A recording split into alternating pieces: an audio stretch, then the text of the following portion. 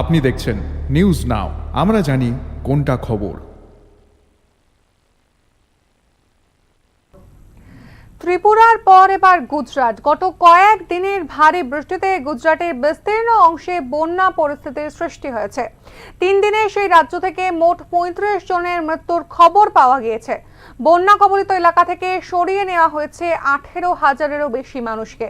তবে প্রশাসনের চিন্তা এবং উদ্বেগ বাড়িয়ে আবহাওয়া দপ্তর জানিয়েছে বৃহস্পতিবার অর্থাৎ আজকেও গুজরাটের 11টি জেলাতে ভারী বৃষ্টিপাত হবে। সেক্ষেত্রে হতাহতের সংখ্যা আরো বাড়তে পারে বলে আশঙ্কা প্রকাশ করা হচ্ছে। একেবারে গত সপ্তাহেতেই গোটা ত্রিপুরা রাজ্য জুড়ে ভারী বৃষ্টিতে একেবারে বন্যা পরিস্থিতির সৃষ্টি হয়েছিল। এই সপ্তাহে গত 3 দিন ধরে কিন্তু গুজরাটেও সেই একই পরিস্থিতি। গত কয়েকদিনের ভারী বৃষ্টিতে গুজরাটের বিস্তীর্ণ অংশে বন্যা পরিস্থিতির সৃষ্টি হয়েছে। 3 দিনে সেই রাজ্যে মোট 35 জনের মৃত্যু হয়েছে। বন্যা কবলিত এলাকা থেকে সরিয়ে নিয়ে যাওয়া হয়েছে 18,000-এরও বেশি মানুষকে।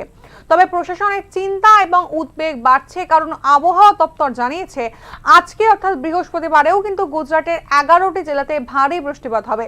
সেক্ষেত্রে হতাহতের সংখ্যা আরো বাড়তে পারে বলেই আশঙ্কা প্রকাশ করা হচ্ছে।